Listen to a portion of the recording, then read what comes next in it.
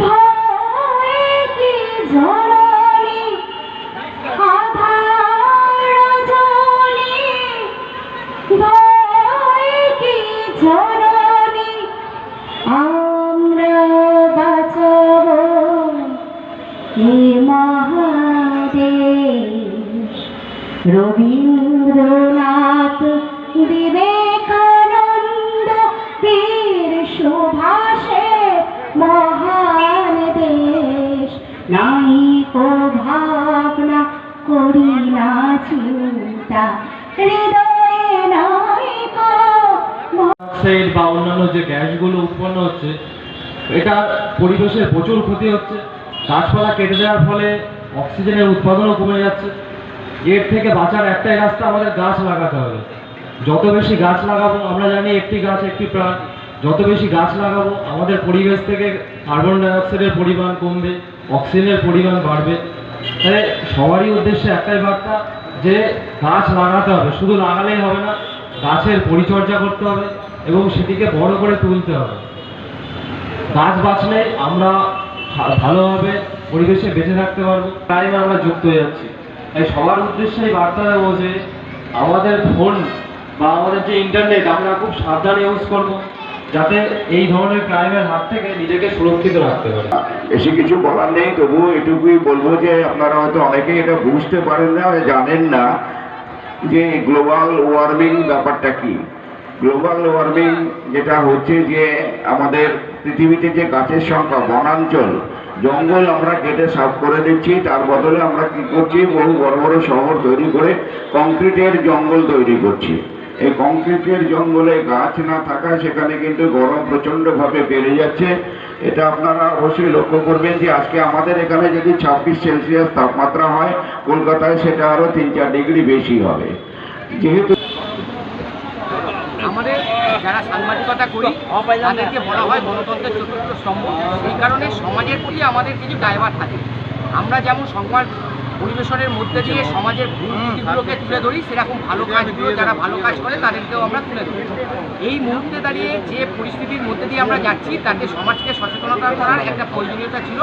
এবং এই বীজপুর হালিশহর অঞ্চলে যে সমস্ত আমার সাংবাদিক ভাই এবং দাদারা রয়েছে, তারা একটা উদ্যোগ নেয় যে এখানে যারা রয়েছে তাদেরকে সচেতন করবে। সেই জন্য তারা একটা সচেতনতা শিবির করেছিল 3টে বিষয়ের উপর।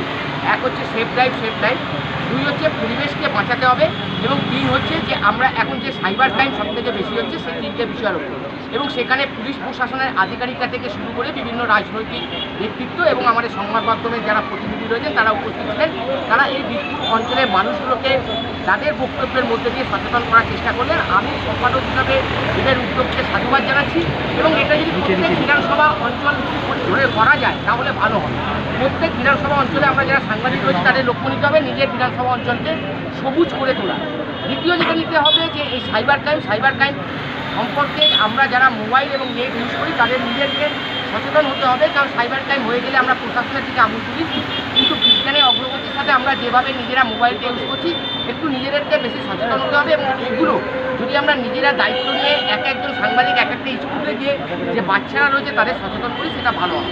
এবং তৃতীয় যে বিষয়টা ছিল সেটা হচ্ছে সবুজ সেফ লাইফ খুব প্রয়োজন। এর ক্ষেত্রে প্রশাসনকে আরও একটু অগ্রণী ভূমিকা নিতে হবে। কারণ যেভাবে একবারে আমি বলছি টোটো অটোর সংখ্যা সর্বোচ্চ বাড়ছে, সেখানে যদি একটা শিফটিং করে টোটো অটোটাকে ভাগ করা যায় তাহলে যেমন আমাদের সুবিধা হবে, আমরা যারা টোটো অটো করে কর্মস্থলে যাই তাদের সুবিধা হবে, টোটো ভাই অটো চালকদেরও সুবিধা হবে, এবং সাধারণ মানুষ এবং ব্যবসায়ী যারা রয়েছে তাদেরও সুবিধা হবে। এই বিষয়টা বারাসাত শুরু করেছে, আমাদের বারাকপুর দ্বিতীয় রোডে শুরু হয়েছে, এটা বীজপুর অঞ্চলেও শুরু হোক। তাহলে টোটোওয়ালাদের অটো ভাইদের যেমন সুবিধা হবে সেরকম প্রত্যেক মানুষের সুবিধা হবে।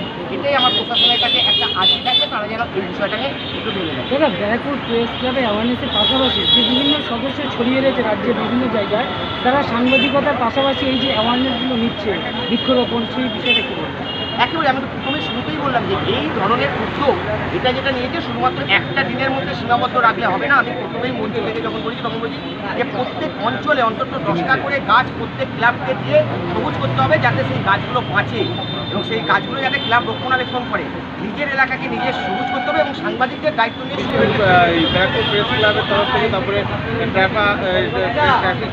এবং সাইবার ক্রাইম যে এইসব থেকে যে এত সুন্দর যে প্রোগ্রাম হলো কী বলবেন?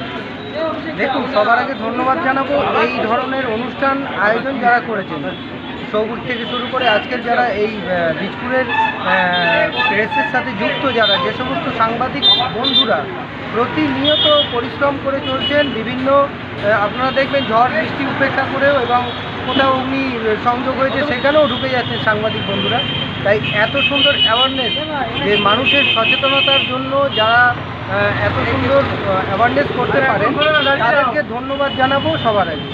তা এই ধরনের অনুষ্ঠানে আমাদের যে এই যে এখানে যে ট্রাফিক সিগন্যাল থেকে শুরু করে প্রশাসনের আরও বিভিন্ন দিকগুলি আছে, সেগুলোকে তুলে ধরা, যে মানুষের জনস্বার্থে কীভাবে ছড়িয়ে দেওয়া যায়, স্কুল কলেজের ছাত্রছাত্রীদের মধ্যে ছড়িয়ে দেওয়া যায়। এখানে অনেক স্কুলে বাচ্চারাও ছিল, দেখেছি। আমাদের কাজ হচ্ছে সবুজায়ন নিয়ে, আমরা চেষ্টা করছি সমস্ত অনুষ্ঠানের মধ্যে সবুজায়ন নিয়ে এগিয়ে যাব, সবুজ সংকল্পের পক্ষ থেকে। যেরকম গরম পড়ছে তার মধ্যে গাছ কেটে ফেলা হচ্ছে, চারিদিকে বিল্ডিং উঠে যাচ্ছে, মানুষ একটা টুকরো ছাওয়ার জন্য মানে ছাওয়া খুঁজছে যেখানে গিয়ে দাঁড়িয়ে একটু রেস্ট নেওয়া যায়, কী বলবেন এদিকে গাছ কেটে ফেলে? দেখুন, আমরা সৃষ্টিতে বিশ্বাসী, আমাদের বিশ্বাস হচ্ছে সৃষ্টি করা। এবার ধ্বংস কেউ কেউ করছে, সেটা তাদেরও ধ্বংস হবে আশা করি। কারণ কি, এই প্রকৃতি তো কাউকে ক্ষমা করে না। প্রকৃতি পরিবেশ সুস্থ রাখতে গেলে যে বড় গাছ, সেটা কাটা কমাতে হবে। আমি তাদেরকে এইটুকুই বার্তা দিতে পারি। আমার তো সেই ক্ষমতা নেই যে এই গাছ কাটছেন কেন, আপনি